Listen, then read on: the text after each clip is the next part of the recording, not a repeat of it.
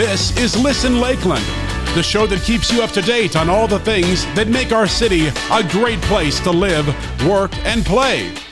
Today's host is the Community Engagement Director at Lakeland Now, a community-supported local news organization dedicated to cultivating civic engagement in Lakeland through freely accessible, locally driven news. She's a graduate of George Washington University in Washington, D.C., and serves on the boards of Lakeland Vision and the Friends of Colt Creek State Park. Please welcome your host, Trinity Lorino. Welcome to the good life. Thank you so much for joining us today. I'm Trinity Lorino, and it's great to be hosting this month's episode of Listen Lakeland. This show is an extension of Lakeland Vision. For over 2 decades, Lakeland Vision has been a voice for citizens of Lakeland, working with community stakeholders to create a bright future for our city. So today I wanted to start things off a little bit differently than usual. This is only my 3rd time hosting this, and I guess I'm getting fancy, maybe getting a little more comfortable, not sure. But there's this poem, and it's a short one, so bear with me, but I keep coming back to. It's by the Scottish poet Wendell Berry. It's called The Peace of Wild Things. And it begins, when despair for the world grows in me, and I wake in the night at the least sound, in fear of what my life and what my children's lives may be, I go and lie down where the wood drake rests in the beauty on the water and the great heron feeds. I come into the peace of wild things who do not tax their lives with forethought of grief. I come into the presence of still water, and I feel above me the day-blind stars waiting with their light. For a time, I rest in the grace of the world and am free. I mention this, I promise it's not a non sequitur. I mention it because today my guests are here to tell us where we might find a little bit of that piece of wild things. And if, like me, you're spending too much time on social media and too much time watching the news and maybe despairing of the world a little bit, this is a great place to rest, relax, and find a little bit of that centeredness. So pleased today to be joined by Scott Duncan, Park Ranger for Colt Creek State Park, and Paula Dockery. And if you've lived in Lakeland for any amount of time, you probably know the name Paula Dockery. Paula Dockery was a state senator representing this area for 10 years, and before that she was a state house representative. And she continues her commitment to the community with many things, but among them, she serves as the president of the Friends of Colt Creek State Park. So thank you for being here, and welcome to both Paula. Great to be here. And Scott. Absolutely. Great. So a little bit of a tonal shift. As I mentioned, so Colt Creek State Park is, it's a beautiful park that is just about 45 minutes out of the center of Lakeland, technically still in Lakeland. And it's only one of 2 state parks in all of Polk County, right? 3. Oh, 3. Okay. Yep. All right. So corrected. One of 3 state parks in Polk County. But Scott, can you tell us generally about the park? Like, what would a visitor find upon coming to Colt Creek? Sure, absolutely. So Colt Creek State Park is about 5,067 acres. So a pretty large state park, roughly. There's a point in there somewhere, 5,067 point something. But a relatively large state park on the very northwest corner of Polk County. So technically in the city of Lakeland still. But it's a real beautiful slice of just old Florida. So people can come out to the park. They can see what Florida used to be like before everything was built up, before there was a lot of building. So there's a lot of pine flatwoods, cypress domes. There's all kinds of wildlife you can see out there. We have campgrounds and all kinds of amenities. So it's just that real serene place to come out and just enjoy nature. Mm-hmm.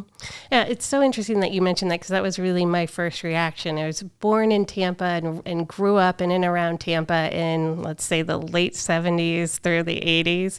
And coming to visit Colt Creek, it totally reminded me of my childhood growing up in Florida, where you might still run into like a Florida panther back on the creek, and playing among the cypress knees on the creek. So it is definitely like a slice of old Florida.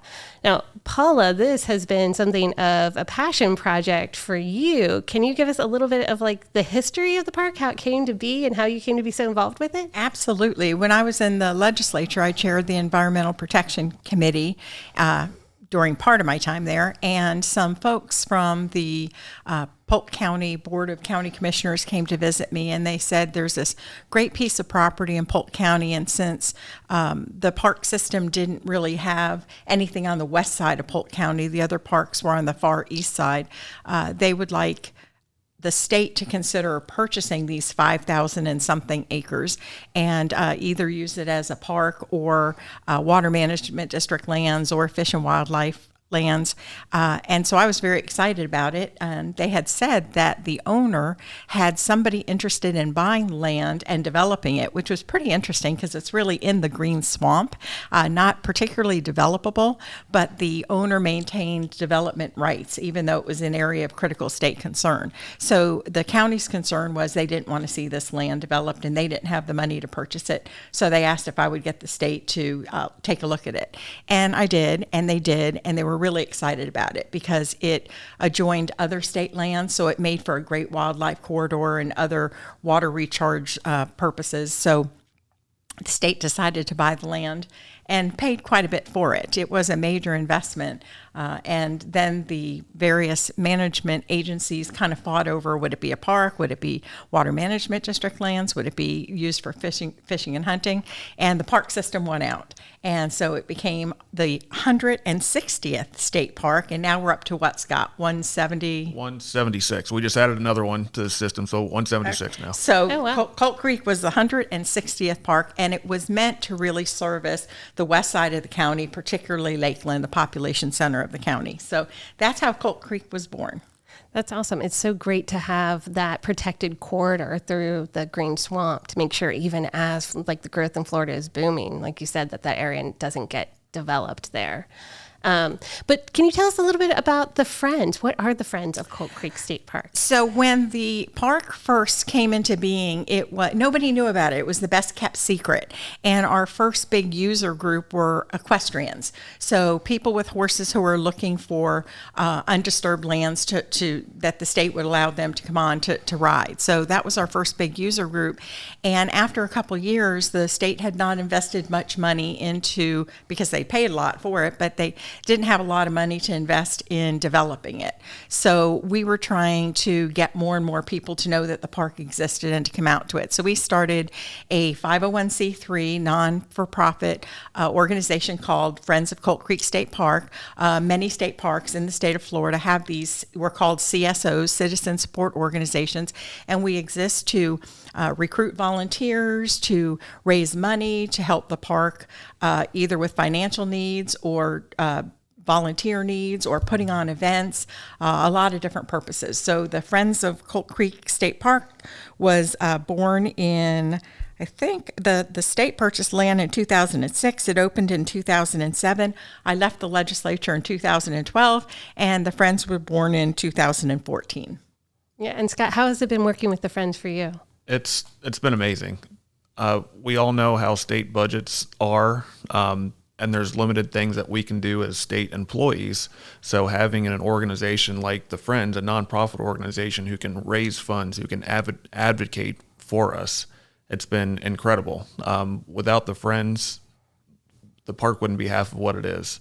To me, kind of the way I look at Friends organizations are the state really puts the nuts and bolts and they kind of bake the cake, but the CSO and the Friends are the icing on top of the cake. They just kind of make it extra special and sweet. The baker in me loves that metaphor.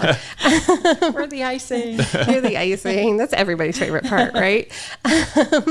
Now, and actually the Friends just completed a really big project. Do you want to talk about the horse pavilion? Sure. We're an interesting Friends group because a lot of state parks are in wealthy areas or on the coast where they have a lot of visitation. So they're able to raise, hundreds of thousands of dollars. To us, a very big project is in the tens of thousands of dollars. So we, like I said, the equestrians were our first big user group, and we have this beautiful part of the park that's set aside for primitive equestrian camping. So people come with their horses, and the horses are out tied up, or where they build little corrals, I guess you would call them, and there were no bathrooms, there were no anything out there, and but it is one of the most beautiful, pristine spots in the park.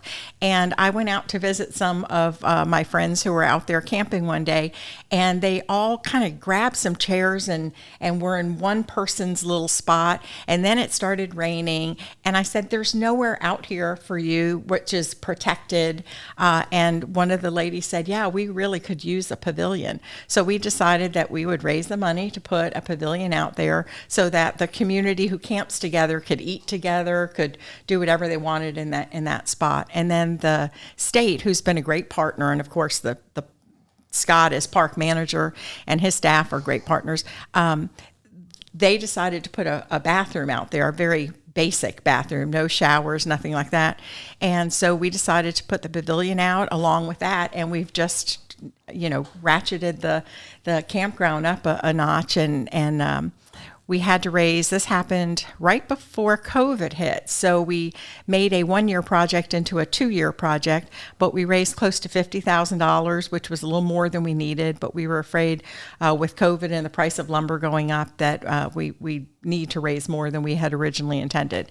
And so we got that done, and then we had a little money left over. So we paid to put a sidewalk from our pavilion to the restroom, and then we paid for a kiosk so we can put up notices of things that were going on. And then Scott threw in 2 grills for us, and then we decided we put in some picnic tables. So all in all, we have this wonderful little facility out there, and that's because of the friends. So I thank my board, and I thank everybody who gave money to help make Colt Creek just a little bit more sweet. Yeah, but it's such a nice improvement, especially because it does get a lot of horseback riders, a lot of equestrians really love Colt Creek. And kind of speaking about that, you do have like a new program coming to Colt Creek, don't you? We do. Yeah, something I've been wanting for a while now, and I'm really, really excited about.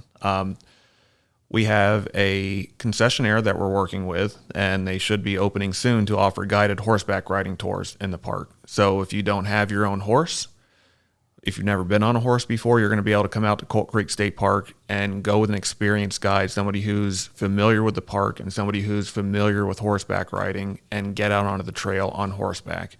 And if you've never experienced Colt Creek on horseback, it's something you just absolutely have to do. It's incredible. I think this is going to be such a great offering for the people who live in the city to get out and be able to experience it. I mean, you live in Lakeland, chances are you probably don't have a horse unless you're like, more on the south or north side, and it's a beautiful place to experience on horseback. Now, you already have other concessionaires working in the park, right? So people can come and they can rent kayaks and canoes. Right. So we do have some amenities that people can rent now. So Paula mentioned the Primitive Equestrian Campground. The state put in 2018 a full facility RV and tent campground, so people can come out in an RV or tent and use that facility. But we also rent canoes and kayaks as well through the state. So you can come to the ranger station and rent a canoe and kayak and go out kayaking or fishing on one of our lakes. We had vending machines in the park if you want to, if you need a snack or a drink or something like that. So yeah, we've got all kinds of things. Oh, and the washing machines. Yep. Yeah. That's another thing for the friends. Provided the washer and dryer in the RV campground. Yep. Yeah. And you also sell ice too. And we sell ice. Yep. Yeah, we try and do whatever we can because we are pretty remote. So it's not like you can just go down the street to the gas station and pick things up. So those are all kinds of things that either the park staff told us was a need or we heard from users in the park that was a need. But the campground coming in to the park was a game changer. And maybe Scott wants to talk about how the prior to that, we were kind of in danger of the park not covering enough of our own expenses because we were so remote in a new park.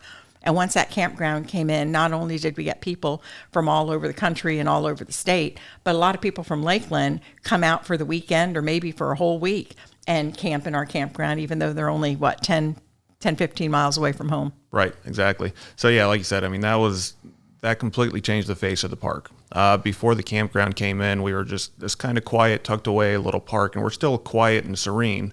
But now word is starting to get out about the park where you can actually come out and experience the park in more of a long-term way, not just coming out for the day. So said, that was just a game changer for the park. If you have an RV, if you have a tent, you can come out and spend the weekend, spend a week, spend 2 weeks out of the park and really immerse yourself in nature and immerse yourself in the park. And you're also going to make it a little more comfortable for those who don't want to set up their own tent, right? Like this is the other big thing that's coming along with the horse concessionaire. Right. Yeah. Another big thing we're doing and something that's gaining in popularity is glamping, or another name for it is carefree camping. So we're working with another concessionaire, and what they're going to do is have they're like canvas style tents that are already set up, ready to go. Everything is taken care of for you. So that comes with a queen pillow top mattress, comes with a coffee maker, climate control, lighting, everything you need. So if you don't want to invest in a tent, or you're not really sure what to do about camping and you just want to experience it, everything's going to be set up, ready to go for you. Just call, book, and then you're ready to go. So all the creature comforts. Everything. While you go look at some creatures. That's right. So speaking of that, what kind of animals are we going to see if we come out to Colt Creek State Park? Go, I know Paula has a wildlife story. I was driving through the park one day, and I saw the usual, the birds and the turtles and the alligators, and our resident photographer had even taken a picture of a bear out there, which I did not see. But I was driving and I saw something very unusual. It kind of slithered across the road in front of me, and it was the middle of the day, middle of the afternoon. And I said, what was that? And just as I got closer, I looked over to the other side of the road, and crouched under a tree was a beautiful bobcat. And it was out in the middle of the day, which is kind of surprising. And it just didn't run away. It slithered across and then just sat on the other side of the road. So I was telling everybody I saw that I saw this bobcat, and they all, I don't think too many people believe me. But now I think there have been quite a few people who have cited Mr. Bobcat. Yep. Yeah. Is it a Mr.? I don't know. Okay. You didn't get close enough to ask. Yeah, we'll just call him Bob. Worked either way. So, but what else might we see if we're out there on the trails? So there's all kinds of wildlife out there. I'm lucky that I'm out there every single day. So I see all kinds of wildlife. I see deer almost every single day. Sometimes, people complain that the traffic was really bad, this and that. Well, sometimes I have to wait for deer to cross the road. So I'm very lucky in that regard. I have seen plenty of bobcats, bear. You saw a bear? You've seen a bear? Well, I saw one on camera. Okay. I did see one on camera. I haven't seen one in Colt Creek in person. So actually, at a different park, my interview for this position, a bear interrupted my interview, and I think that's why I got the job ultimately. But that's a whole nother story. Okay, I think I want to hear that story. Otters. Oh, yep. Yeah, Yep. otters. Alligators, snakes, owls, every kind of bird you can imagine. Every kind of bird. Yep. Audubon came out and did a bird survey when the park first opened, and counted 150 different bird species and 74 butterfly species. So tons and tons of birds, tons of butterflies. Do we have that scrub jay? There's a scrub jay that I know is like indigenous, right? Specifically to this area, to Central Florida. Yeah, there's the Florida scrub jay. It's indigenous to Florida and to scrub habitat. We do not have any scrub jays in our park. There are some in Polk County, especially you go to the south end of Polk County, because they're specific to the scrub habitat. Okay. So we don't have any scrub at our park, but there are some in Polk County. So what should a visitor who's maybe not as experienced on a nature hike be aware of? Gotcha. Then? So, I can make a plug right there for some of our interpretive programming. Okay. So we do plenty of interpretive programs. So if you're not familiar, kind of not sure what to do, how to get started, look us up on the Friends of Colt Creek Facebook page or the Florida State Parks website, and we have a list of all of our interpretive programs. So we do ranger talks, we do ranger guided hikes. The rangers have done talks on snakes, owls, bats, butterflies, all kinds of different wildlife. But if that's kind of not your thing, you just want to get out into the park, we have trail maps. So just stop at the ranger station, grab a trail map from us. We can point you in the right direction to go. And just stick to the trails. Everything is well marked. Just don't venture off the trail too much, if you're just trying to keep safe, and just follow the trail markers, and it should be pretty straightforward. We might want to mention that the trails are multi-use, which means that if you're riding a bike or you're walking or you're on a horseback, you're sharing with the other users. Yeah. Sorry, you mentioned the programs at the park, and I know I've been dying to actually get out for one of the full moon hikes. Do you know when the next one coming up is? We just had one last week, so we try to do them once a month. We tend to not do them during the summer because it's hot and muggy out. So I don't know the date of the next one, but we will have one. We try to do one once a month on the full moon, and those have been very popular because you're out with a ranger out on the full moon in the woods, so it's really something neat. And something we just did for the first time last week also, we did a full moon horseback ride. Ooh. So our equestrian users got together and they had a full moon ride as well. So that was really interesting. And I imagine you can probably see a lot more wildlife at night, even though the park is serene and secluded and all of that. I mean, so many of the species are nocturnal and definitely more active at night. Right. You'll see, a whole different side of the park and different wildlife at night. So sometimes bobcats will come out at night. We'll hear owls hooting on the full moon hike. Sometimes we'll get to see the owls. The deer like to come out at night also. Fireflies. That's something a lot of people don't see anymore. I didn't know we had them here. Yep, absolutely. Oh, yep. Now I have to go. You have to come. I have to go. I miss fireflies. Yeah, I might be one of the first people to sign up for the glamping. And I know one of the other popular programs has been, is it Candy the Snake? Candy the Corn Snake. Candy the Corn Snake. Yep. Yeah, this has been really popular among kids, right? Yes, absolutely. Or cocoa with candy too. So who knew? But people love to come out and visit with our corn snake. We have one of our interpreters has a corn snake or a red rat snake, and we give people, come out, check out the snake, learn about snakes, but we'll also give you some hot cocoa too.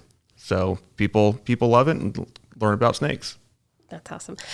We haven't actually touched on the butterfly garden yet, talking about all the wildlife that we have. We have a small but very hardworking group of volunteers who keep up our butterfly garden, and we like to think we have so many varieties because of our work, but I think they're finding them in other parts of the park. But it's a beautiful little spot in between two of the lakes on a part of the park that is not the main pavilion area, nor is it the near the equestrian campground, but it's a lovely spot, and we see people walking through, and we try and identify the different plants. Every plant that we have in there is something that benefits butterflies, attracts butterflies, but also it has to be native to the state of Florida. And if we inadvertently get a plant and plant it in there that isn't native, then one of the experts at the park will tell us that needs to go, and out it goes. So we're trying to keep it the real Florida. Mm-hmm.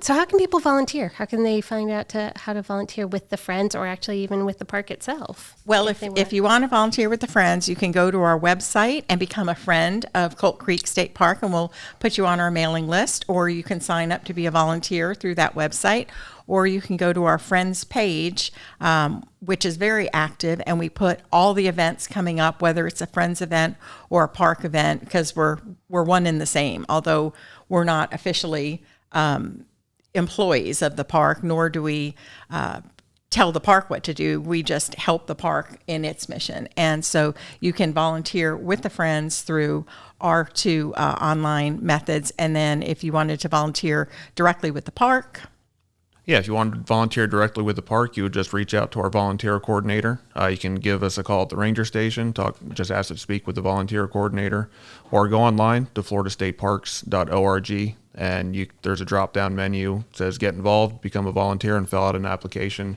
and that also goes directly to our volunteer coordinator. So what kind of things would a volunteer do at the park? All kinds of things.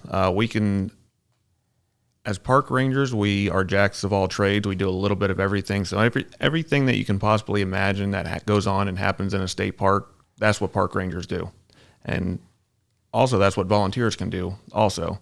So we have volunteers that help run the ranger station, answering the phones, checking in campers. We have people like to go out and trim trails. We have some people who are great at construction activities, so help with carpentry, plumbing, electrical, that type of thing. We also have volunteers who like to interpret the resources, so like to come out and lead a program potentially. So there's all kinds of things, all kinds of opportunities out there at the park. Yeah, correct me if I'm wrong. Doesn't one of our volunteers have a commercial driver's license and volunteer to drive the tram? Yeah. Yeah. The Friends provided a tram, and when our tram driver's available, we have free tram rides around the park. And considering that it's 5,000 acres, it's kind of nice to do it that way. So just so you know, if you have a commercial driver's license, We could use you, yes. You could always use someone else to volunteer to drive the tram, and it's so much fun to ride around. Or to on work in the tram. butterfly garden, or to help on events. Yeah. And we sell swag. Yes. And it's cute swag, too. It's cute swag. It's very cute. Just a little shameless plug. But, okay. Oh, Scott, I know what I was going to ask you. Oh, actually, a couple of questions still for you. Sure. We haven't talked at all about the fishing tournament. No, we haven't. Yeah. Nope. So yeah, we have a fishing tournament coming up in March. So it's two parts. Of course, people like to come out and fish, but it's also resource management as well. So what we want to do is remove an invasive species, tilapia, from our lakes. So of course, as a state park, we try to keep things as native as possible. We want just native wildlife in the park. So we're working with the Friends, and we're going to have a fishing tournament for people to come out and get a prize if you catch the most tilapia to get them out of our lakes. And that's in April. April. What did I say? March. April. Sorry. Do you know the date? Or sorry, I don't have it down. No. Okay. Yeah, sometime in April. We're working on that. We're working on Oh, it. okay. And then we have another new event coming up in May. We do. Yeah. We're going to bring some tunes to the park. Oh, this is gonna right be on fun. the lake. So come and join us on May 14th for some local Lakeland musicians who are coming out to entertain us, and bring your lounge chairs and bring a picnic lunch, and we'll have some things out there, and maybe some games, and just have a great day out at the park and enjoy the nature and the beautiful scenery around you while you're enjoying some tunes. Very cool. And Scott, so this is something I've always been curious about. We were talking about it a little bit before we hit record on this, but how does one become a park ranger? Well, or park manager is your official title. right. Yeah, I'm park manager, but I'm also a ranger as well. So there's several different ways you can become a park ranger. There's no official degree or program that you need to become a park ranger, because as I said, we're jacks of all trades. So we really look for people with a variety of different experiences and skill sets. The best way, I always tell people, is to volunteer. And I'm not just saying that as a plug because I want people to come out and work for free, but it really is the best way. I started out as a volunteer at a state park. Many of my staff started out as volunteers at a state park. It's a way for you to become familiar with the park and see if it's something you want to continue in, and it gives us an idea also of what you're all about. So to me, really, volunteering is one of the best ways to do that. And how long have you been at Colt Creek State Park now? I've been here just over 6 years. And how long have you been a park ranger? I've been with the Florida State Park for 15 years now. 15 years. So clearly this is a career path that you like. Yeah, absolutely. Yeah, it's something that I got into right after college and just stuck with it, and I love it. It's been an amazing experience. I just love it. And it's been a good fit. We've loved having you. Thank you. Scott, tell them what your degree was in. So my degree is actually in marine biology. And you came from a beach park. I came from a beach park.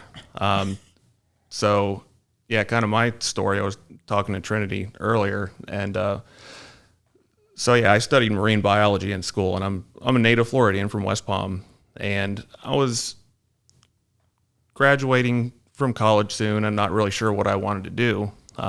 So the school kind of encouraged internships and volunteerism. So thought, yeah, I love this state park that's right around the road. Me and my buddy used to go snorkeling there, and a high school marine biology teacher took us out there on the mud flats to go explore, and we found all kinds of cool horseshoe crabs and egg cases and that kind of thing. It's like, yeah, I'll go volunteer at the state park. So after graduation, I was still working there, or still volunteering there, and the volunteer coordinator came up to me and said, hey, there's potential job opportunity. Would you be interested? Like, yeah, absolutely, of course.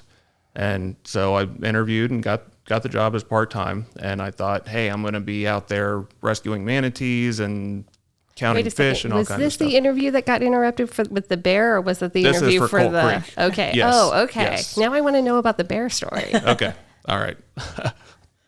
So yeah, this was when I first got into the Park Service, and so my first day they hand me the keys and say, "Oh, I'm going to go do all this cool stuff. Well, here's your scrub brush. Go clean the bathrooms."